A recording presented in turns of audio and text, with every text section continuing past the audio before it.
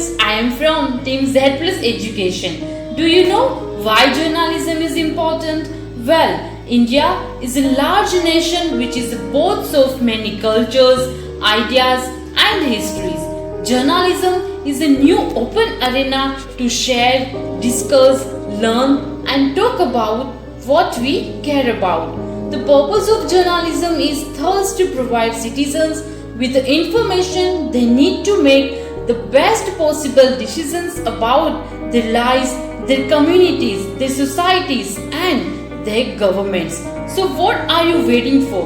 Let's join the certification course to make your career in journalism. For more information, call on the below number. See you soon. નમસ્કાર દર્શક મિત્રો, હું પ્રીતિ મહેતા આપનું સ્વાગત કરું છું ઝેડ પ્લસ ન્યૂઝમાં. દરેક ખબર પર રહેશે અમારી નજર. સૌથી મોટા સમાચાર આવી રહ્યા છે રાજકોટથી. ઉદય શિવાનંદ હોસ્પિટલમાં ગઈકાલે રાત્રે આગ લાગવાની ઘટના ઘટી છે, જેમાં 5 વ્યક્તિઓનું નિધન થયું છે, 5 વ્યક્તિઓનું મૃત્યુ થયું છે. આનંદ બંગલા ચોક સ્થિત આ જે કોવિડ હોસ્પિટલ હતી, ઉદય શિવાનંદ હોસ્પિટલ, જેમાં 33 જે દર્દીઓ હતા તે સાજા થવા માટે આ હોસ્પિટલમાં ગયા હતા, પરંતુ સાજા થવાની જગ્યાએ, ક્યોર થવાની જગ્યાએ આ દર્દીઓને મળ્યું છે ફક્ત અને ફક્ત મોત. 12:20 રાત્રે 12:20 આ ઘટના છે. ફાયર ડિપાર્ટમેન્ટમાં જે કોલ આવ્યો ત્યારબાદ ફાયર ડિપાર્ટમેન્ટ હરકતમાં આવ્યું હતું, આગ બુઝાવવાનો ટ્રાય કર્યો હતો. 33 માંથી 5 વ્યક્તિઓના નિધન થઈ ચૂક્યા છે. જે એક વ્યક્તિ છે તે હજુ પણ ગંભીર રીતે ઈજાગ્રસ્ત છે. ઓગસ્ટ બાદ આ 5મી હોસ્પિટલ છે કે જેમાં આગ લાગવાની ઘટના ઘટી છે. આ પહેલા 6 ઓગસ્ટના રોજ અમદાવાદની શ્રેય હોસ્પિટલમાં આગ લાગી હતી, જેમાં 8 દર્દીઓના મોત થયા હતા. ત્યારબાદ સુરતની ટ્રાઇસ્ટરા હોસ્પિટલમાં આગ લાગી હતી. ત્યારબાદ જામનગરની જીજી હોસ્પિટલમાં 25 ઓગસ્ટના રોજ આગ લાગી હતી.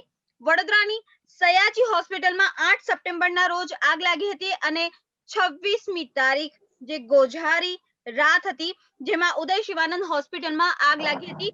આ બધી જ હોસ્પિટલમાં એક વસ્તુ કોમન હતી અને તે હતી આ 5 હોસ્પિટલ કોવિડની હોસ્પિટલ હતી. બધી જ હોસ્પિટલમાં જે મૃતકો હતા તેને મુખ્યમંત્રીના જે રાહત કોષ હોય તેમાંથી 4 લાખ રૂપિયાની સહાય કરવામાં આવી છે. બેઝિકલી મારો ક્વેશ્ચન ફક્ત એટલો જ છે કે શું 4 લાખની સહાય જે લોકોએ પોતાના સ્વજનો ગુમાવ્યા છે તેમના માટે ઇનફ છે? આ જ મુદ્દે ચર્ચા કરવા માટે મારી સાથે સ્ટુડિયોમાં ઉપસ્થિત છે હિમાંશુ ઠક્કર, કે જેઓ એડવોકેટ છે. હિમાંશુજી, આપનું સ્ટુડિયોમાં સ્વાગત છે. બીજી તરફ મારા બીજા જે મહેમાન છે તે છે ડોક્ટર વાચિની ભટ્ટ, કે જેઓ ડોક્ટર છે અને સાથે સાથે પ્રોફેસર પણ છે. વાચિનીજી, આપનું સ્ટુડિયોમાં સ્વાગત છે. Thank you.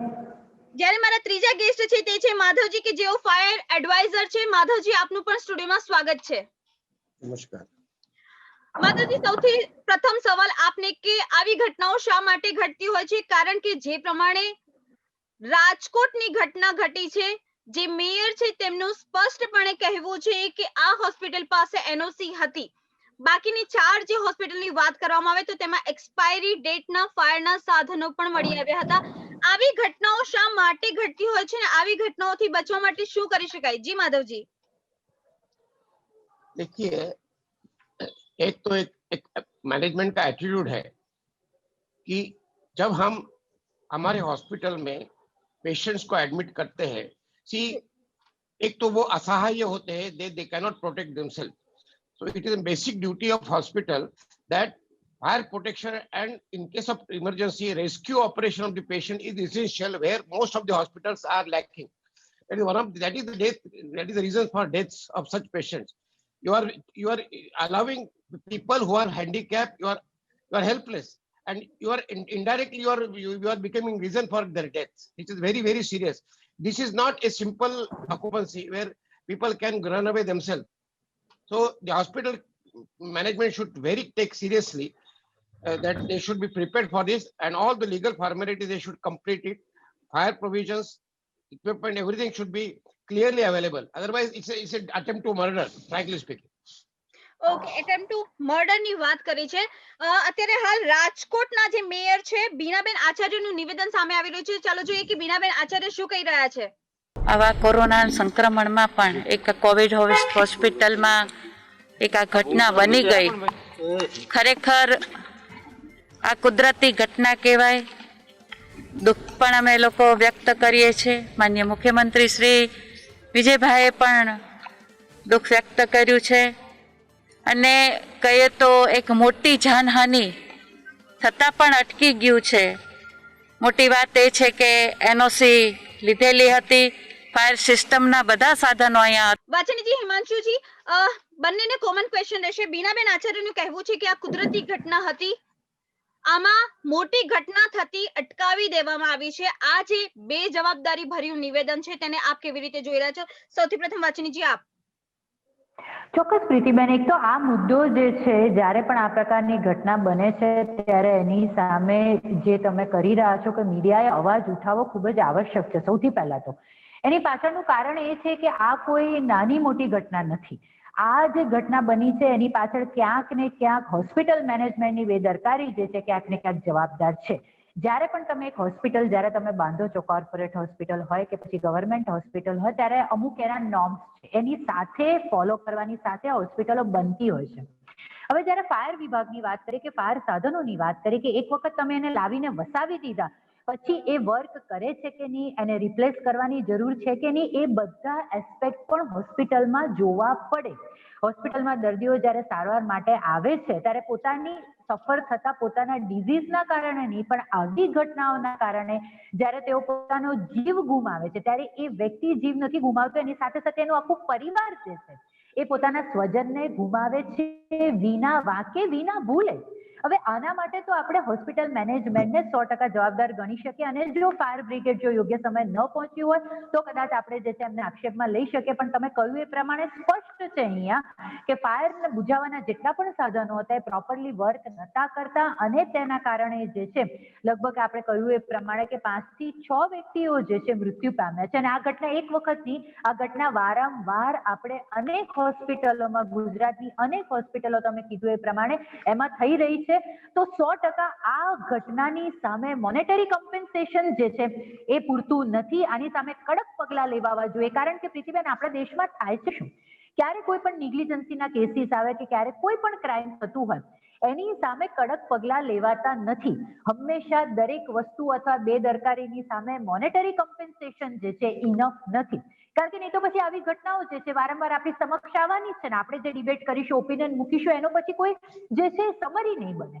તો ખાસ આની સામે કડક પગલાં લેવા કે કડક નિયમો છે અને આનું જે સુપરવિઝન જે છે અમુક મહિને કે અમુક વર્ષે કરવાનું જોઈએ એ સ્ટ્રિક્ટ આ વસ્તુ જે છે આજ પછી ફોલો થવી જોઈએ.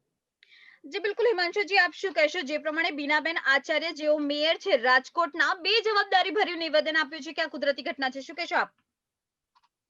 મારે ડોક્ટર વાચીનીબેને જે કહ્યું એ બહુ સાચું કહ્યું, પણ એક એમની વાતમાં એક વસ્તુ ઉમેરવી છે કે અત્યારે તો હોસ્પિટલનો જે સ્ટાફ હોય છે એને પણ ફાયર સેફટીની ટ્રેનિંગ આલવી એ કોડ ઓફ કન્ડક્ટમાં આવી ગયું છે.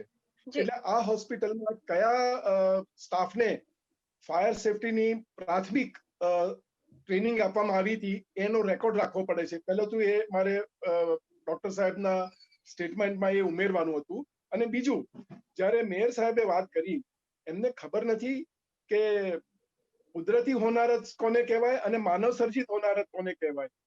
તો મારે એમને એટલું કહેવું છે કે કુદરતી હોનારત એટલે જે કુદરત દ્વારા બને, જેમ કે અતિવૃષ્ટિ થાય, અર્થક્વેક થાય, લેન્ડસ્લાઇડ થાય, દુકાળ પડે, આવી ઘણી બધી જે આપણા માનવના હાથમાં નથી હોતી ને એ દુર્ઘટના કહેવાય, એ કુદરતી દુર્ઘટના કહેવાય. હવે એમનું બીજું એક સ્ટેટમેન્ટ એવું હતું કે મોટી હોનારત થતા અટકી ગઈ. અરે એટલે તમે મોટી હોનારત થવાની રાહ જોતા હતા? એટલે તમે કહેવા શું માંગો છો? તમે તો જનતાના ઇલેક્ટ થયેલા શહેરના પ્રથમ નાગરિક છો. તમારું સ્ટેટમેન્ટ આ તો બહુ બેહુદું લાગે છે, શરમજનક લાગે છે. આજે અમને તમે જે આ સ્ટેટમેન્ટ બોલ્યા છો એક નાગરિક તરીકે, અમને આ તમારી સામે કુદરતી હોનારત અને માનવ સર્જિત હોનારત તો તમને ભેદ જ ખબર નથી અને તમે આટલી મોટી પોસ્ટ ભોગવો છો. તો આ બહુ દુઃખદ ઘટના છે મેયર માટે અને જનતા માટે. તમે જનતાના નિમાયેલા પ્રતિનિધિ છો. કાલે તમને જનતા પૂછશે કે તમે માનવ સર્જિત કયા આધારે કહો છો, અરે કુદરત સર્જિત આ કયા આધારે કહો છો. અને બીજું મારે આપને કહેવું છે કે એમને એમ કહ્યું કે 4 લાખ રૂપિયાનું કોમ્પન્સેશન સરકારે આપ્યું. તો શું સરકારને રાતના સપનું આવી ગયું કે 4 લાખ રૂપિયા સફિશિયન્ટ છે કે પૂરતા છે? એમને એટલો વિચાર કર્યો કે આ કોની ભૂલના લીધે થયું છે? નેગ્લિજન્સ 100%. કોઈ પણ પેશન્ટ જ્યારે હોસ્પિટલમાં દાખલ થાય છે એ સાજો થવા જાય છે, એ મરવા નથી જતો. મેં એક પેશન્ટની જોડે વાત પણ કરી, એના સગાવાલા જોડે. એમને એમ પણ કહ્યું કે મારો દીકરો તો ગઈકાલે રાતના મને 8 વાગે સારી રીતે તંદુરસ્ત અવસ્થામાં વાત કરતો હતો અને એને કશું જ તકલીફ નથી. હવે એ આઈસીયુમાં હતો. તો આ બી એક બહુ વિરોધાભાસી સ્ટેટમેન્ટ છે કે ડોક્ટર જ્યારે કહ્યું કે ભાઈ એને આઈસીયુમાં દાખલ કર્યો ને ટ્રીટમેન્ટ ચાલતી હતી, સ્વસ્થ હતો, સારું હતું. હવે જ્યારે આવા યંગ છોકરાઓ મૃત્યુ પામે છે તો એના કઈ નોર્મ્સ તો હોવા જોઈએ ને, કે એનું કોમ્પન્સેશન કે 4 લાખ રૂપિયા, આ તો મશ્કરી છે. 4 લાખ રૂપિયા એટલે સરકાર સમજે છે શું? તમે કોઈ દયાદાન કરો છો? અને કોની ભૂલના લીધે તમે આ 4 લાખ રૂપિયા આપ્યા છે? હોસ્પિટલની ભૂલના લીધે કે સરકારની ભૂલના લીધે? સ્ટેટમેન્ટ જ્યારે સરકાર કરે તો સ્ટેટમેન્ટ અને એને કંઈક વાસ્તવિક સાથે કંઈક સંબંધ હોવો જોઈએ, વાસ્તવિકતા સાથે. અને બીજું, ફાયર ઓફિસરે એ સ્ટેટમેન્ટ એવું પણ કર્યું છે કે આઈસીયુ માંથી બહાર નીકળવાનો દરવાજો બહુ જ નાનો હતો. હવે જ્યારે હોસ્પિટલો બાંધકામ કરવામાં આવે છે ત્યારે certain rules and regulation, code of conduct એના નક્કી હોય છે. જેમ કે હોસ્પિટલનો ઓપરેશન થિયેટર હોય તો એમાં સાંધા કે બારી ને એવું બધું ના હોવું જોઈએ.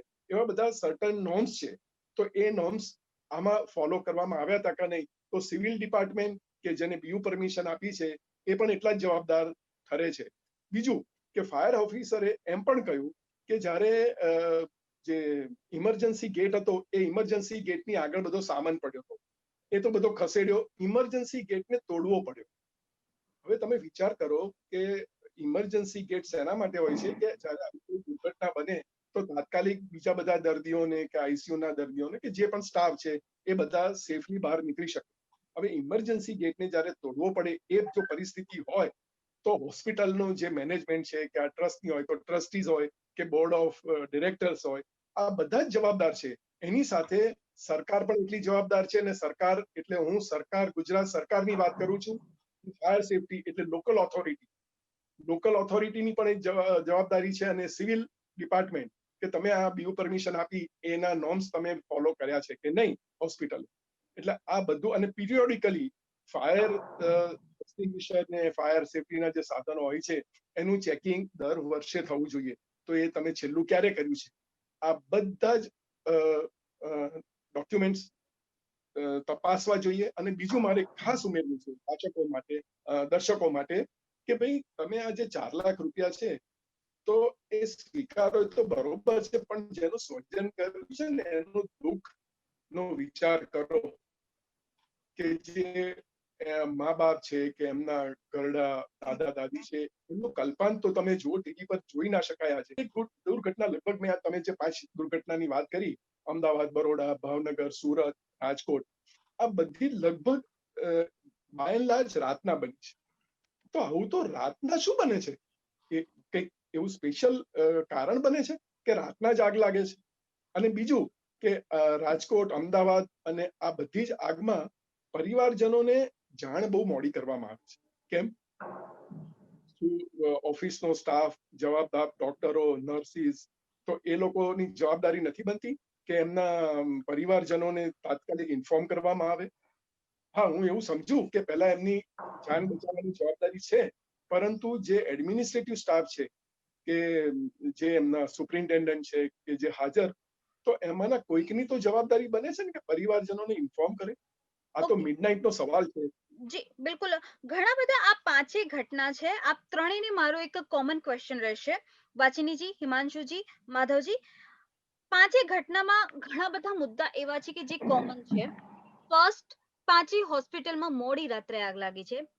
5 હોસ્પિટલમાં આઈસીયુમાં શોર્ટ સર્કિટના કારણે આગ લાગી છે. ત્રીજી વસ્તુ, 5 હોસ્પિટલમાં સ્વજનોને બહુ જ મોડી જાણ કરવામાં આવી છે. 5 હોસ્પિટલમાં જી 5 હોસ્પિટલમાં જે એક્સપાયરી ડેટના ફાયરના સાધનો મળી આવ્યા છે, જે ગેટ છે કે જ્યાંથી જે અંદર જતા હોય છે દર્દીઓ, તેમને જે લાવવાનો દરવાજો હતો તે સાંકડો હતો. જે નીતિ નિયમો હોય તે નીતિ નિયમો પ્રમાણે હોસ્પિટલનું જે ચણતર કરવામાં નહોતું આવ્યું, ઇમરજન્સી ગેટ ક્યાંક નહોતા ખુલી શક્યા અને ક્યાંક સામાન હતો. આ બધી જે મુદ્દા છે પાંચેય હોસ્પિટલમાં સામાન્ય હતા. માધવજી, સૌથી પ્રથમ આપ કે જ્યારે ફાયરના જે પણ ઓફિસર હોસ્પિટલમાં જતા હોય છે ચેક કરવા માટે કે હોસ્પિટલમાં ફાયરની સુવિધાઓનું શું છે, ત્યારે એ લોકો શું ચેક करता હોય છે મહદઅંશે? नहीं, बेसिकली प्रॉब्लम क्या है कि ये चेकिंग ठीक से होती नहीं है. फायर ऑफिसर्स को इतना टाइम भी नहीं है और उनके पास इतनी मैन पावर ही नहीं है कि they can reach to all hospital regularly. That is the one of the realistic conditions और which is bad. They are totally not supported with sufficient staff. They don't have time and interest part others. Physical limitations are there. So this is one of the reasons they are not even visiting જી to Madhavji. check up. And management also, hospital management also should be equally serious that when the escape routes should not be blocked. There should not be unwanted storage because escape route is always blocked because in emergency it doesn't work. And to remove those obstacles takes 15-20 minutes. And initially 15-20 minutes are so important. When the fire starts, everything happens within 15 minutes. Growth takes place in 15 minutes. If you delay the escape route, delay the evacuation 15 minutes beyond, deaths are certain. That is the reality. Fire grows very fast within 15 minutes. ફાયરનો growth છે એ 15 મિનિટમાં fast થઈ જતો છે. વાચનીજી, આ આખી ઘટનાને આપ કેવી રીતે નિહાળી રહ્યા છો? કારણ કે જે પ્રમાણે માધવજીએ કીધું થોડુંક સાંભળવામાં નથી સારું લાગી રહ્યું, કારણ કે ફાયરના ઓફિસરો પાસે એટલો સમય નથી હોતો ને ફાયર ડિપાર્ટમેન્ટ છે તેની પાસે એટલા મેન પાવર પણ નથી કે તે એક એક હોસ્પિટલમાં જઈને ચેક કરી શકે. તો મારો બેઝિક સવાલ એ છે કે ગુજરાતમાં કેટલી હોસ્પિટલો એવી છે કે જે જીવતા બોમ્બ સમાન છે? જી વાચનીજી. એકચ્યુઅલી પ્રીતિબેન, હું સરે જે કીધું એ થોડુંક મને અજુગતું લાગ્યું કે હાઉ ઇઝ ઇટ પોસિબલ કે મેન પાવર નથી અને માટે જ જે છે જે વાર્ષિક જે છે ચેકિંગ થવું જોઈએ ફાયર સેફટીના સાધનોનું એ નથી થઈ રહ્યું. This is the I think આ પોઈન્ટ જે છે આ તો એવું કહી શકાય કે this is the duty to go for the regular checkup. Because hospital જે છે ફક્ત સારવાર માટે નહીં, ત્યાં દર્દીઓની સેફટી પણ જે છે એટલી જ મહત્વની છે. પછી ઇન્ફેક્શનની સામે હોસ્પિટલ ઇન્ફેક્શનની સામે સેફટીનો સવાલ હોય કે ફાયર સેફટીનો સવાલ હોય, એટલે આ વસ્તુ તો I think it is the part of duty. જે રીતે ફાયર સેફટીના જે છે ચેકિંગ થવા જોઈએ. હા સર, હા સર. જી માધવજી. See, ऐसा है, I fully agree it is a part of duty. But all over India, insufficiency of manpower is the biggest problem with all fire departments. They are really short of manpower. This has been noted and these postings have not been filled in for years. So definitely the inspections and visits are very important. But this fact that there are this inefficiency or other insufficiency of manpower is definitely a good, rather a main blockhead.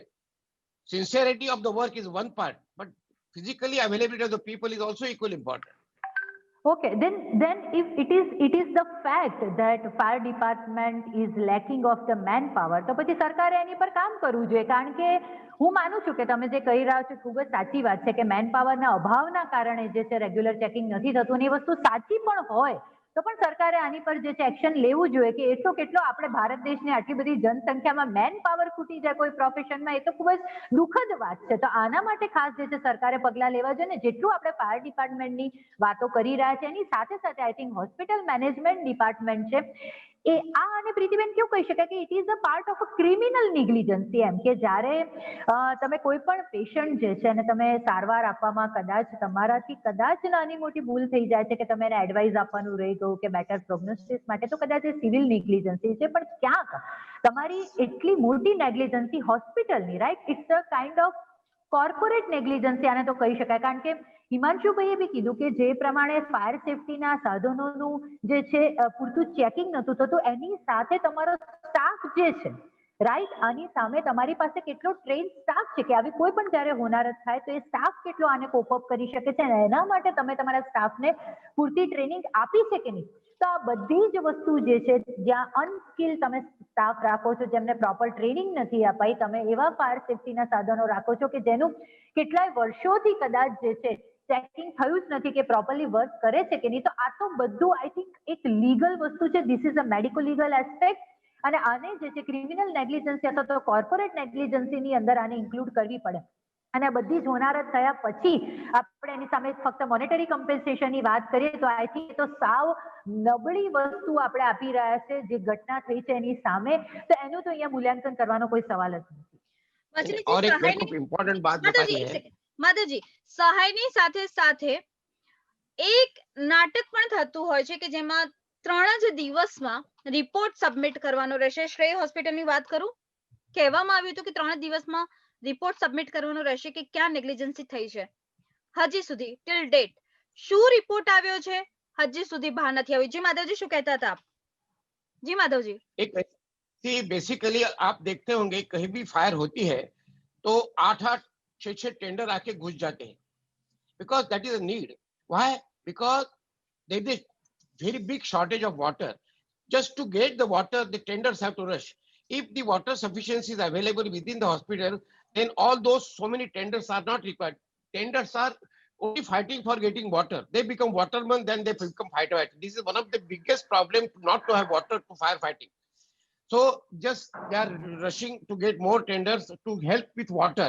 Manpower is there, but water shortage is the biggest problem, and everywhere because of lack of water, fire gets exaggerated and more killings, more deaths take place. Water shortage is the biggest problem everywhere. અરે that means તો એવું થયું કે water શોર્ટેજના કારણે અને મેનપાવરના શોર્ટેજના કારણે વ્યક્તિ એનો જીવ ગુમાવી શકે છે. આ તો પ્રીતિબેન તો પછી ઘણા બધા આપણે જે છે ફિલ્ડમાં આપણે કામ કરવું પડશે સરકાર, અને આના માટે કદાચ આપણે સરકારને જ ભલામણ કરી શકીએ કે હોસ્પિટલ પાસે પૂરતું વોટર સફિશિયન્ટ નથી, ફાયર ડિપાર્ટમેન્ટ પાસે પૂરતો મેન પાવર નથી. એટલે આ તો હવે કદાચ એવું થાય કે આગળ જતા લોકો હોસ્પિટલમાં કદાચ એડમિટ થતા જ છે, ગભરાય કે મારે ડિઝીઝની સારવાર થાય ના થાય, પણ કદાચ આવી હોનારતના કારણે કદાચ જીવ ગુમાવી શકું. રાઈટ. તો આ સેફટી માટે તો આઈ થિંક આ બધા જ પરિબળો અહીંયા નબળા પડી રહ્યા છે. માધવજી, ઘણી બધી એવા મુદ્દાઓ સામે આવી રહ્યા છે કે જે મુદ્દાઓ આજ સુધી પબ્લિકને ખ્યાલ જ નહોતો. હિમાંશુજી, આપની પાસે આવવા માંગીશ. અત્યારે હાલ જે પ્રમાણે માધવજી કહી રહ્યા છે તે પ્રમાણે કે અત્યારે હાલ જે ફાયર ડિપાર્ટમેન્ટ છે તેની પાસે પૂરતા સાધનો નથી, પ્લસ તેની સાથે પૂરતા માણસો નથી, ને અત્યારે હાલ વોટર જે છે હોસ્પિટલ પાસે તે પણ પૂરતું ન હોવાના કારણે આવી ઘટનાઓ વધારે જોર પકડતી હોય છે. હિમાંશુજી, શું કહેશો આપ એ મુદ્દે?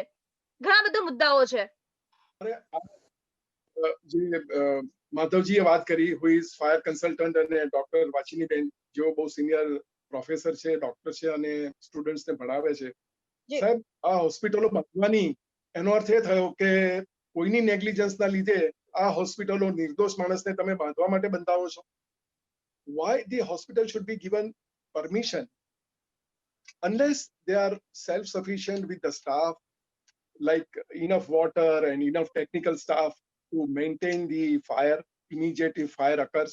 Secondly, જે માધવજીએ વાત કરી એ બહુ સાચી વાત કરી અને એમને બહુ બોલ્ડ સ્ટેટમેન્ટ આપ્યું. આઈ એપ્રિશિએટ મિસ્ટર માધવજી કે ફાયર ડિપાર્ટમેન્ટ પાસે સફિશિયન્ટ ટ્રેન સ્ટાફ નથી કે સફિશિયન્ટ સ્ટાફ નથી. Does it mean that the negligence is on the part of the fire department? The fire department comes under state authority. Then state authority, state government is liable to provide sufficient staff and sufficient trained staff for to extinguish the fire. અને બીજું hospital કે જ્યાં બિચારા અશક્ત માણસો જે ચાલી નથી શકતા, જે રોગીસ છે, જે કોઈને હાર્ટનો અત્યારે આ કોવિડનું ચાલ્યું છે તો એ પેશન્ટો છે, એમને નબળી આવે છે, બધું જાણે છે બધા. એ લોકો અશક્ત હોય છે, ચાલી નથી શકતા. બીજું કે ફાયર સેફટી ઓફિસર રાજકોટનું મેં સ્ટેટમેન્ટ સાંભળ્યું, એમને એમ કહ્યું કે આઈસીયુમાં પેશન્ટોને બધી વેન્સ અહીંયા વીગો ભરાવેલી હતી, જે ડોક્ટર સાહેબ કદાચ સમજી શકશે કે એ ચાલુ હતી, ઓક્સિજન માસ્ક ચાલુ હતા. હવે એ બધું રિમૂવ કરવું એના માટે ટેકનિકલ સ્ટાફ જોઈએ, કોઈ નર્સ જોઈએ કે ડોક્ટર જોઈએ. એ એક તો ટાઈમસર હતા નહીં, અને બીજું કે એ બધા પેશન્ટોને એ બધું રિમૂવ કરે, આટલા જરા જે બી પેશન્ટ આઈસીયુમાં હતા એ બધાને રિમૂવ કરે, ઇટ ટેક્સ ટાઈમ. આઈસીયુ માંથી બહાર નીકળવાનો દરવાજો બરોબર નતો. તો આ બધું તમે વિચાર કરો કે ડોક્ટરો ક્યાં ગયા? નર્સ હાજર નથી. એ આઈસીયુમાં નર્સ તો કમ્પલસરી, એ ડિપાર્ટમેન્ટમાં ડોક્ટર બી જોઈએ. See there is a code of conduct. વાચીની બેન ડોક્ટર સાહેબ કદાચ કહી શકશે કે જ્યાં આઈસીયુ ત્યાં ડોક્ટર બી અવેલેબલ હોવા જોઈએ, મિનિમમ MBBS ડોક્ટર અને staff nurse, train staff nurse. હવે જો એ લોકો હાજર હતા તો તમે આ વિગોને રિમૂવ કરવી કે બીજા બધા ગેજેટ્સ નાખેલા હોય રિમૂવ કરવા, તો આ બધાનો કોઈ જવાબ આપશે? અને બીજું કે તમે પ્રીતિબેન હમણાં કહ્યું કે 72 કલાકમાં સ્ટેટ ગવર્મેન્ટે કહ્યું હતું કે આ રિપોર્ટ બહાર આવશે, એટલે ફાયર ઓફિસરની એક નિમણૂક કરવામાં આવેલી. પછી એમને એમ કહ્યું કે આ ટેકનિકલ મેટર છે, એટલે રિટાયર્ડ હાઈકોર્ટ જજ સાહેબની નિમણૂક કરવામાં આવી. રાજકોટમાં પણ એક કોઈ ફાયર ઓફિસર કે કોઈ આઈ થિંક IAS ઓફિસરની નિમણૂક કરવામાં આવી છે.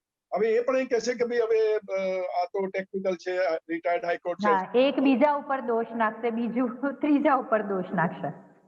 મારે એ જ કહેવું છે કે આ દોષારોપણ થાય છે, અને અલ્ટિમેટલી એવું થયું કે આટલી બધી દુર્ઘટનાઓ, 5 દુર્ઘટનાઓ 5-6 મહિનામાં બની, અને આપણે કાલે કદાચ આ વાત કરતા ભૂલી જઈશું.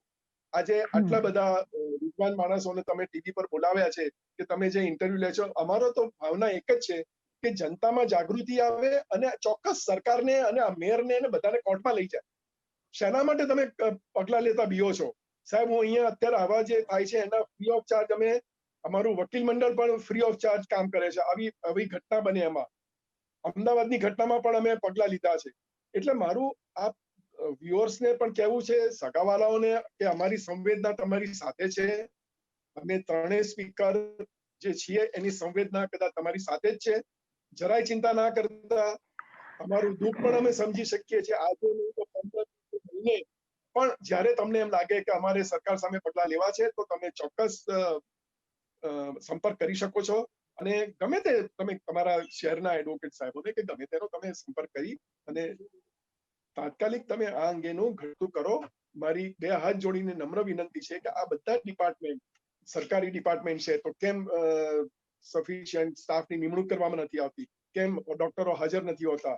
અને મારો તો અનુભવ એવો છે, કારણ કે હું હોસ્પિટલની મેનેજમેન્ટ સાથે પણ સંકળાયેલો છું અને હોસ્પિટલના લીગલ વર્ક સાથે પણ હું બહુ ક્લોઝલી છેલ્લા 25 વર્ષથી સંકળાયેલો છું. હું જાણું છું કે હોસ્પિટલના જે જવાબદાર ડોક્ટરો છે એ રાત પડે એટલે સૂઈ જાય છે અથવા તો હાજર નથી હોતા, પોતાના રૂમ પર જતા રહે છે. પાછી ડિમેન્ડ કદાચ ખબર હશે એમને. આ બધી જ પ્રેક્ટિકલ દરેક હોસ્પિટલ ભોગવે છે.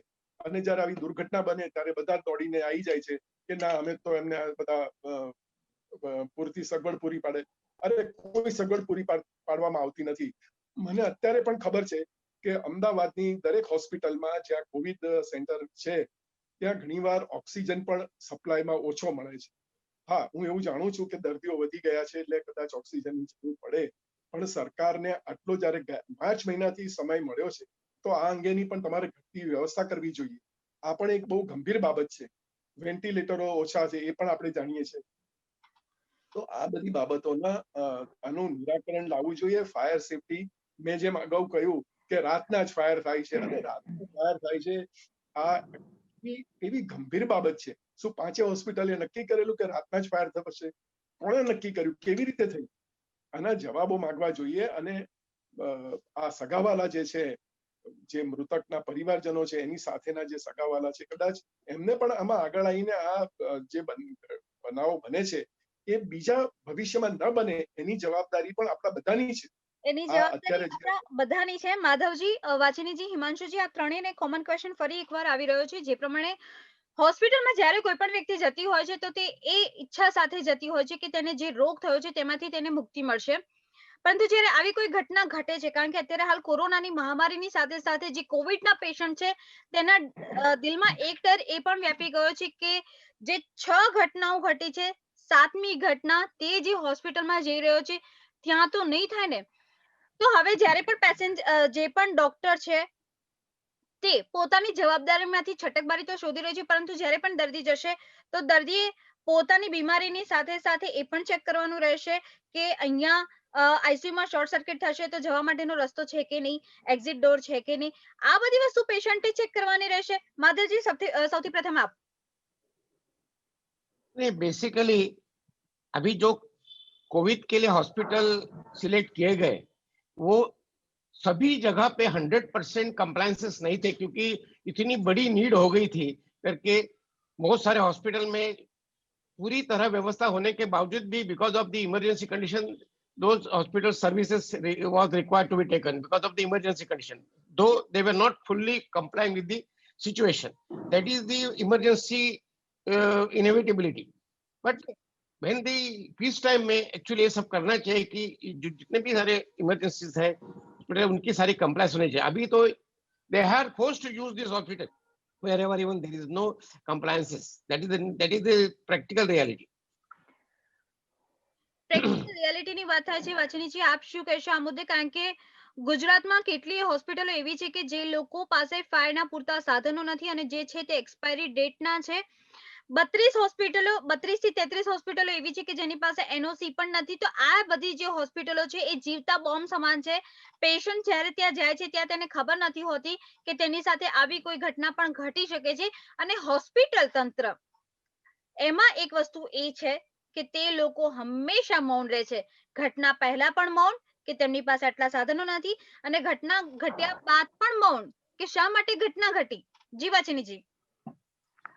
પ્રીતિબેન, આમાં કેવું છે કે બધી હોસ્પિટલો જે છે આ બેઝિક નોર્મ્સ ફોલો કરવામાં ફેલ થાય છે એવું નથી, પણ જે હોસ્પિટલો તમે કીધું કે લગભગ તમે આંકડો કીધો એ પ્રમાણે કે એ લોકો પાસે જે છે બેઝિક નોર્મ્સ જે હોવા જોઈએ, બેઝિક ફેસિલિટી જે હોવી જોઈએ સેફટી રિગાર્ડિંગ એ નથી. તો આવી હોસ્પિટલોને પરમિશન આપતા પહેલા આવી હોસ્પિટલોને પરમિશન જ ના આપવી જોઈએ કે જ્યારે સેફટી રિગાર્ડિંગ તમારી પાસે બેઝિક નોર્મ્સ જે છે નથી. બીજી વસ્તુ કે કોવિડના કારણે કેસીસ વધ્યા છે, આઈ એગ્રી. અને હોસ્પિટલોમાં જે છે અત્યારે કોવિડના કારણે બધા જ બેડ ફૂલ છે અને એકદમથી જ ઇમરજન્સી આવી ગઈ છે આટલા મહિનાથી. બધી વસ્તુ સાથે હું સહેમત છું, પણ છતાં પણ હોસ્પિટલમાં જ દર્દીને જ્યારે સારવાર અપાઈ રહી છે તો જ્યારે તમે હોસ્પિટલ બાંધો છો ત્યારે જ એના બેઝિક નોર્મ્સમાં આવે છે કે ફાયર સેફટી જે છે હોસ્પિટલમાં હોવી જોઈએ. કોવિડના પેશન્ટની સંખ્યા વધી છે એટલે તમારે બેડ વધારવા પડે છે, પણ એની સાથે સાથે ફાયર સેફટીને તો કોઈ કનેક્શન જ નથી. કારણ કે તમે હોસ્પિટલમાં બેડ વધારી રહ્યા છો, ત્યાં તમે સારવાર વધારે આપી રહ્યા છો, પણ આ તો બેઝિક નોર્મ્સ છે. તો ધેટ મીન્સ કે જ્યારે તમે કોઈ પણ હોસ્પિટલને પરમિશન આપો છો ત્યારે એના બેઝિક નોર્મ્સ ફોલો થાય છે કે નહીં, અને એ પછી ફ્રીક્વન્ટલી જે છે એનું ઇન્સ્પેક્શન થવું જોઈએ કે એ થાય છે કે નહીં, સવાલ ત્યાં આવીને ઉભો રહે છે. રાઈટ. બીજી વસ્તુ કે આ કેવું છે કે જ્યારે પણ કોઈ ઘટના બને કોઈ પણ શહેરની અંદર ત્યારે આપણે અવાજ ઉઠાવીએ છીએ, એના માટે આપણે અપીલ કરીએ છીએ, માંગણીઓ કરીએ છીએ, પણ પછી ક્યાંક ને ક્યાંક હિમાંશુભાઈએ કીધું એ પ્રમાણે કે 5 થી 6 દિવસ પછી ઘટના ભૂલાઈ જાય છે અને ફરી જ્યારે આવી હોનારત બને ત્યારે જે છે આપણા પ્રશ્નો મૂકીએ છીએ. તો આવી હોનારત જ્યારે થાય છે ત્યારે કડક પગલાં કેમ નથી લેવાતા, એક પ્રશ્ન જે છે આજે હું સૌની સમક્ષ મૂકવા માંગુ. જી માધવજી. इसमें ऐसा है, देखिए हमारे जितने भी हॉस्पिटल्स है उसमें से बहुत थोड़े हॉस्पिटल या हॉस्पिटल समझ के कंस्ट्रक्ट किए जाते हैं, लेकिन बहुत सारे building they were not design for hospital but they are occupied as hospital. This is also one of the very bad situation. बहुत थोड़े પણ हॉस्पिटल સર અત્યારે તો આઈ એગ્રી કે હા સર, આઈ એગ્રી કે કોવિડના કેસીસ વધવાને કારણે આપણે બીજા પણ જે બિલ્ડિંગ છે ત્યાં આપણે કોવિડના દર્દીઓને સારવાર આપી રહ્યા છે, પણ પ્રશ્ન તો સર અત્યારે હોસ્પિટલનો છે કે ત્યાં બેઝિક નોર્મ્સ નતા અને ફાયર સેફટીના સાધનો નતા. હા, તો અત્યારે તો સર આપણો આખી જે ડિબેટ થઈ રહી છે it is all about the hospital. અત્યારે આપણે એ વસ્તુ પર ચર્ચા જ નથી કરી રહ્યા કે કોવિડના પેશન્ટ્સની સંખ્યા વધવાના કારણે આપણે બીજા બિલ્ડિંગ જે છે ત્યાં પણ આપણે જે છે કોવિડની સારવાર દર્દીઓને આપી રહ્યા છે સર. એટલે આ તો એક બેઝિક નોર્મ્સ ફોલો કરવાની હોસ્પિટલ મેનેજમેન્ટની હું તો કહું છું આ સંપૂર્ણપણે નેગ્લિજન્સી જે છે હોસ્પિટલ મેનેજમેન્ટની છે અને ક્યાંક ને ક્યાંક આ હોસ્પિટલને પરમિશન મળી છે ત્યાં ક્યાંક ને ક્યાંક જે છે નેગ્લિજન્સી થઈ છે. હિમાંશુજી, આપના માટે સવાલ આવી રહ્યો છે કે જે પ્રમાણે જો સરકારને ખબર છે કે આ જે હોસ્પિટલ છે તેની પાસે ફાયરના સાધનો નથી, કારણ કે જ્યારે પણ કોવિડ હોસ્પિટલની પરમિશન અપાતી હોય છે તો ઘણી બધી વસ્તુઓ ચેક કરવામાં આવતી હોય છે. જ્યાં સુધી મેં જાણ્યું છે, મેં રિસર્ચ કર્યું છે ત્યાં સુધી ઘણી બધી વસ્તુઓ ચેક કર્યા બાદ જ તે હોસ્પિટલ અથવા તો તે જગ્યાને COVID-19 હોસ્પિટલ બનાવવા માટેની પરમિશન અપાતી હોય છે. જ્યારે આવી ઘટનાઓ ઘટે છે ત્યારે સરકાર ઉપર યક્ષ પ્રશ્ન થાય છે કે સરકાર તરફથી શું ચેકિંગ કરવામાં આવ્યું કે આ જગ્યાને COVID-19 હોસ્પિટલ તરીકે રૂપાંતર કરવામાં આવીને સાથે સાથે બે હોસ્પિટલમાં બે આગની ઘટનામાં 13 દર્દીઓ ભડતું થઈ ગયા છે. જી હિમાંશુજી. ખરેખર તો વાચીની બેને બહુ સાચું કહ્યું જી. કે જે હોસ્પિટલને પરમિશન આપવામાં આવે છે એનું બિલ્ડિંગ તો હોસ્પિટલ થઈ એ પહેલા જે હોસ્પિટલ માટે કન્સ્ટ્રક્ટ કરવામાં આવેલું એ નિયમાનુસાર બન્યું છે કે નહીં. અને બીજું કે ત્યાં ધારો કે કોવિડ હોસ્પિટલ ઘણી ગાયનેક હોસ્પિટલ લીધી, કિડની હોસ્પિટલ લીધી છે કોવિડના પેશન્ટ માટે, પરંતુ બેઝિક પ્રશ્ન તો એ જ છે કે આ બધી હોસ્પિટલો કોડ ઓફ કન્ડક્ટ પ્રમાણે બનાવવામાં આવી છે કે નહીં. અને ફાયર સેફટી જે આખું માળખું છે એ ફાયર સેફટીના માળખાને કોઈ બી બિલ્ડિંગને એની સાથે કોઈ લાગતું વળગતું ફાયર સેફટી હોવી જોઈએ એટલે હોવી જોઈએ. સફિશિયન્ટ પાણી હોવું જોઈએ, ફાયર એક્સટિંગ્વિશ કરો તો એ પાણી હોવું જોઈએ, વોટર સફિશિયન્ટ સ્ટોરેજની ફેસિલિટી હોવી જોઈએ. એટલે આ જે બેઝિક નેસેસિટી છે જે કમ્પલસરી છે હોસ્પિટલ માટે એ તો થવી જ જોઈએ. અને જે એક્સ્ટ્રા જે બીજા બિલ્ડિંગો પણ બીજા બિલ્ડિંગોમાં એ હોસ્પિટલ જ લીધેલી છે. ધારો કે હું તમને એક વાત કરું કે સુશ્રુષા હોસ્પિટલ અમદાવાદમાં છે નવરંગપુરામાં, તો એ હોસ્પિટલને કોવિડ હોસ્પિટલ તરીકે લીધી. બેઝિકલી એ પેલા ગાયનેક હોસ્પિટલ હતી, પરંતુ ત્યાં ઘણા બધા જે પ્રમાણેના બેડ હતા, પરંતુ ત્યાં ફાયર સેફટીની પહેલા પરમિશન હતી. ફાયર સેફટીનું એવરી યર એનું ઇન્સ્પેક્શન થાય છે. સફિશિયન્ટ દરવાજાઓ, બહાર જવા અને ઇમરજન્સી ગેટ આ બધું ત્યાં હતું. પછી એમને પરમિશન આપી. એટલે જ્યારે કોવિડ હોસ્પિટલ ઓક્યુપાય કરે છે ત્યારે આ બધા બેઝિક નોર્મ્સ તો જોઈને જ કરે છે. એવું નથી કે જોયા વગર પરમિશન આપી દે છે કોવિડ હોસ્પિટલને. એટલે બેઝિકલી શું છે કે જેમ સાહેબે કહ્યું, ફાયર કન્સલ્ટન્ટ કહ્યું માધવજીએ કે ભાઈ સ્ટાફ સફિશિયન્ટ નથી. અરે આ તો કઈ આ સાહેબ એ તો જેના ઘરનું પરિવારજનનું મૃત્યુ થાય ને એનું કેવું પેઇન છે ખબર છે. ફાયર સેફટીના લીધે તો શું આ બધી હોસ્પિટલોમાં જવું એટલે મરવા માટે જ દર્દી જાય છે કે સાજો થવા માટે જાય છે? તો અત્યારે તો આ આપણી ડિબેટ જો કોઈ સાંભળશે અને જનતા જોશે તો શું જનતામાં આનો આક્રોશ નહીં ઉભો થાય કે ભાઈ સફિશિયન્ટ ફાયર ડિપાર્ટમેન્ટ પાસે માણસો નથી, તપાસ નથી કરી શકતા કે પેલી ગાઈડલાઈન પ્રમાણે ફાયર સેફટીના સાધનોની પેલી લિમિટેશન પૂરું થઈ ગયું છે, ફાયર એક્સટિંગ્વિશર ચેક કર્યા છે કે નહીં. તો આ બધું ચેક કરવાની જવાબદારી સરકારની નીચે આવે છે, લોકલ ઓથોરિટી નીચે આવે છે. અને એ લોકલ ઓથોરિટીએ જો આ સફિશિયન્ટ પૂરું ના પાડ્યું હોય તો it is my fundamental right that government should provide me medical facility. It is fundamental right given under the Constitution of India. અને આ કોન્સ્ટિટ્યુશન ઓફ ઇન્ડિયા નીચે મને સારવાર આપવાની જવાબદારી સરકારની છે. અને જો સરકાર આમાં નિષ્ફળ જાય તો સરકારની નિષ્ફળતા માટે સરકારને પણ કોર્ટમાં જઈ એની સામે પગલાં ભરવા એ મારી જનતાને અપીલ છે. જી બિલકુલ, જે પ્રમાણે હિમાંશુજી, વાછીનીજી અને માધવજી જે પ્રમાણે જણાવી રહ્યા છે, અત્યારે હાલ સૌથી મોટો પ્રશ્ન આવીને એ ઉભો રહે છે કે સરકારને જો ખબર છે કે આપણી જોડે હોસ્પિટલની અછત છે, સરકારને જો ખબર છે કે હોસ્પિટલો પૂરતી નથી, બેડ પૂરતા નથી, દર્દીઓની સંખ્યા દિન પ્રતિદિન વધી. પ્રીતિબેન, મારે રોકવા છે. તમે જેમ કહો છો કે સરકાર એમ કહે છે કે પૂરતી હોસ્પિટલો નથી. અત્યારના દરેક ટીવીના સ્ટેટમેન્ટમાં સરકારના સ્ટેટમેન્ટ એવા જ છે કે હોસ્પિટલોની પૂરતી સંખ્યા છે, હોસ્પિટલોમાં બેડ ખાલી છે, કોઈ ગભરાવાનું કારણ નથી. એવા સ્ટેટમેન્ટ તો કદાચ વાચીની બેને પણ સાંભળ્યા હશે અને તમે બી સાંભળ્યા હશે કે સરકાર પાસે પૂરતી વ્યવસ્થા છે. જી બિલકુલ, જે પ્રીતિબેન આમાં કોવિડના વધતા જતા કેસીસની સામે આ કેસને કોઈ લેવા દેવા જ નથી. આ પ્રશ્ન ત્યાં આવીને ઉભો રહે છે કે એક બેઝિક વસ્તુ જ્યારે હોસ્પિટલ બંધાય ત્યારે જે બેઝિક નોર્મ્સ ફોલો થવા જોઈએ એમાં ક્યાંક ખામી છે, અથવા તો જે અયોગ્ય હોસ્પિટલો જે છે એમને પરમિશન આપવામાં આવી છે, હોસ્પિટલો પાસે અનટ્રેન્ડ સ્ટાફ છે એ પણ એક નબળું પાસું છે.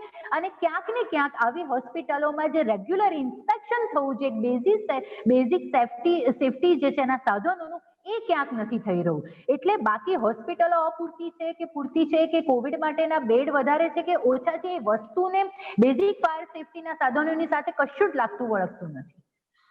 વાચનીજી જે પ્રમાણે આપે કહ્યું તે પ્રમાણે અને હિમાંશુજીએ બહુ જ એક સટીક વાત કરી હતી કે જેની ઉપર વીતે ને એ જ વ્યક્તિ જાણે. હવે જે લોકોને 4 લાખ રૂપિયાની સહાય કરવામાં આવી છે તેમની સાથે મારી જે પ્રમાણે વાત થઈ છે તેમનું કહેવું છે કે બેન 4 લાખ કે 400 લાખ હવે અમારે શું કરવાનું કે જ્યારે અમારા ઘરનો વ્યક્તિ જ હાજર નથી, જેની જોડે અમે રાત્રે વાત કરી છે, જેણે કહ્યું કે હું બહુ જલ્દી પાછો આવીશ, જ્યારે એનો ડેડ બોડી અમારા હાથમાં આવે છે ત્યારે કાળજું કંપી ઉઠે છે. ને આ જ્યારે વાત હું કરી રહી છું ને ત્યારે મારા રૂંવાટા ઉભા થઈ રહ્યા છે, કારણ કે આવી ઘટના જો કોઈના ઘરમાં ઘટે તો શું થાય. કારણ કે સી તમે કોઈ પણ વ્યક્તિ હોસ્પિટલમાં ગયો હોય તો લાઈક તમને એ જ આશા હોય કે આજે નહીં તો કાલે એ સાજો થઈને જરૂરથી પાછો આવશે, પરંતુ જ્યારે આવા સમાચાર સામે આવે છે કે કોઈની ભૂલના કારણે કોઈના ઘરનો દીપક બુઝાઈ ગયો છે, ત્યારે સવાલ એ આવીને ઉભો રહ્યો છે કે દોષિત કોણ?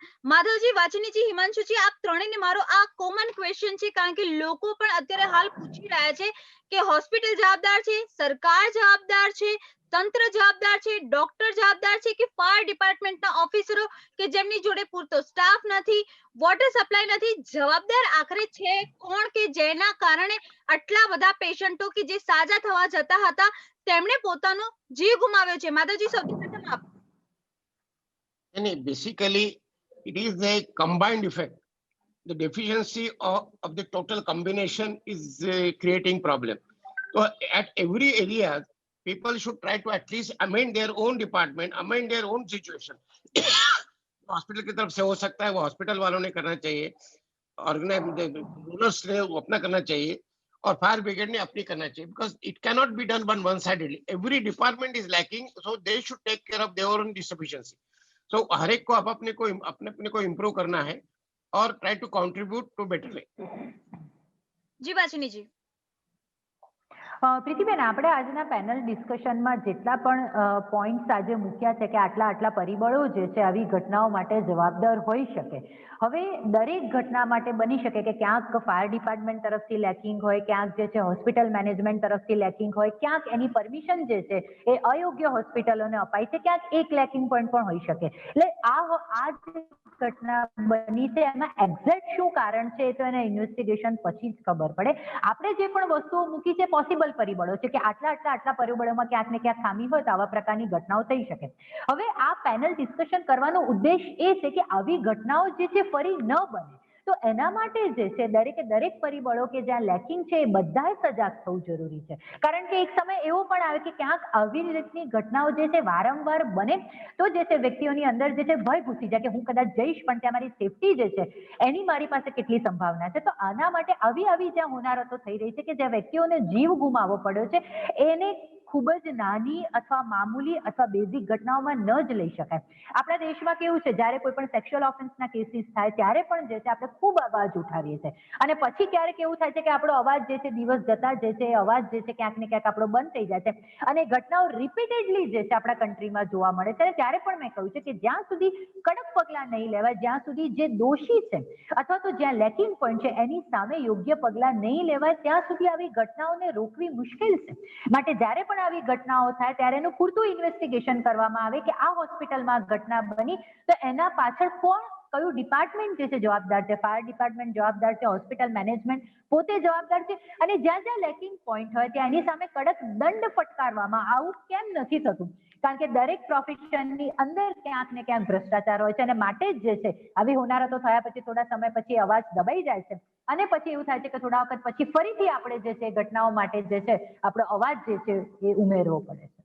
જી માંશુજી, જવાબદાર કોણ? ખરેખર તો એવું છે કે જવાબદારીમાં તો તમે જે બધા બોલ્યા નામો, જેમાં ફાયર ડિપાર્ટમેન્ટ, સરકાર, ગુજરાત સરકાર, ત્યાંની લોકલ ઓથોરિટી અને મેયરનું સ્ટેટમેન્ટ જ્યારે આવું છે તો મેયરને પણ પાર્ટી બનાવવી જોઈએ. હું તો બહુ સ્પષ્ટપણે માનું છું કે આવી બેદરકારીના લીધે નિર્દોષ માણસ અને એ પેશન્ટોના જાન જવા ના જ જોઈએ અને આના માટે હોસ્પિટલ ઓથોરિટી પણ એટલી જ જવાબદાર છે. એટલે ઇન્ક્લુડિંગ હોસ્પિટલ, આ બધા જ સરકારી ડિપાર્ટમેન્ટો કે અર્ધ સરકારી ડિપાર્ટમેન્ટો ને પાર્ટી બનાવીને આમાં ક્લિયર નેગ્લિજન્સ છે. વાચીનીબેને કહ્યું એમ ક્રિમિનલ નેગ્લિજન્સ છે 304A, કલ્પેબલ હોમિસાઇડ, અને બીજું it's a deficiency in service on part of hospital. Hospital has to provide sufficient space, sufficient equipments, આ બધી જે છે એની ઝીણવટભરી તપાસ કરીને આ બધા ડિપાર્ટમેન્ટ સામે તાત્કાલિક કોર્ટમાં જઈ પગલા ભરવા જોઈએ અને આમાં કોઈને પણ બક્ષવા ના જોઈએ. એ સરકારના મોટા ઓફિસર હોય કે નેતા હોય, મેયર હોય, કમિશનર હોય, મ્યુનિસિપલ કમિશનર હોય, કારણ કે રાજકોટમાં તો મ્યુનિસિપલ કમિશનર છે અને મેયર પણ છે. એટલે આ બધાની સામે કડકમાં કડક પગલા ભરીને સફિશિયન્ટ જો ફાયર ડિપાર્ટમેન્ટ માટે સ્ટાફ ના હોય, એમની સામે પાસે સ્ટાફ ના હોય, તો ફાયર ડિપાર્ટમેન્ટના ચીફ ઓફિસરને પણ આમાં પાર્ટી બનાવાય. બીજું કે ચીફ ઓફિસરે એવું સ્ટેટમેન્ટ આપ્યું છે, મેં આજે ટીવી પર સાંભળ્યું, chief fire officer of Rajkot, એમને એમ કહ્યું છે કે સેફટી ઇમરજન્સી ગેટ અમારે તોડવો પડ્યો છે, એની સામે બધો સામાન પડ્યો હતો. એટલે એક આ વસ્તુ, અને બીજું એમનું સ્ટેટમેન્ટ એવું હતું કે કોઈ જવાબદાર ડોક્ટર કે નર્સિસ હાજર નતા, જેથી કરીને જે બધા ગેજેટ્સ નાખ્યા હતા બોડીમાં એ રિમૂવ કરવા માટે એમને વાર લાગી. એટલે આ બધું જ જે સ્ટેટમેન્ટ છે એ એમની નેગ્લિજન્સ અને ડેફિશિયન્સી ઇન સર્વિસ સાબિત કરે છે. હવે બીજું સાબિત કરવાનું રહ્યું ક્યાં? આનાથી તો વધારે કઈ સાબિતી હોઈ શકે છે? ચીફ ફાયર ઓફિસર જ સ્ટેટમેન્ટ આપે છે. એટલે આમાં કઈ બહુ રાહ જોવાની જરૂર નથી. હા, હું ચોક્કસ માનું છું કે જે લોકોના સ્વજનો ગયા છે એના માટે અમારા બધા પેનલિસ્ટોની સંવેદના છે જ, પરંતુ આની સામે જો પગલા નહીં ભરાય તો આવો બનાવ કદાચ આ 5 શહેરોમાં બન્યો છે, બીજા 50 શહેરોમાં પણ બનશે. એટલે આ બનાવ ન બને એ જોવાની જવાબદારી આપણા સૌની છે અને આના માટે તાત્કાલિક પગલા ભરવા જોઈએ એવી મારી નમ્ર અરજ છે. અને 2 હાથ જોડીને વિનંતી છે કે તમે આની સામે જવાબદાર અધિકારી, સરકારી અધિકારી, અર્ધ સરકારી અધિકારી, હોસ્પિટલ મેનેજમેન્ટ તાત્કાલિક પગલા ભરો. જી બિલકુલ, હિમાંશુજી, વાછીનીજી, માધવજી, આપ ત્રણેય ઉપસ્થિત રહ્યા અને દર્શક મિત્રોને માહિતી આપી તે બદલ ધન્યવાદ. અત્યારે હાલ રાજકોટના ઉદય શિવાનંદ હોસ્પિટલની આપણે વાત કરતા હતા, જેમાં હિમાંશુજી, વાછીનીજી અને માધવજી મારી સાથે જોડાયા હતા, જેમણે સ્પષ્ટપણે જણાવ્યું કે જે પણ જવાબદાર અધિકારી છે તેમની સામે જો પગલાં લેવામાં આવશે તો આવનારા દિવસોમાં આવી કોઈ ઘટના નહીં ઘટે, જેના માટે જાગૃત આપે જ થવું પડશે, આપે જ અવાજ ઉઠાવવો પડશે. કારણ કે આવી ઘટનાઓ ત્યારે જ બનતી હોય છે કે જ્યારે આપણે આંખ આડા કાન કરી લેતા હોય છે ને જેના જ કારણે પાડાના વાંકે પખાલીને ડામ દેવાતો હોય છે.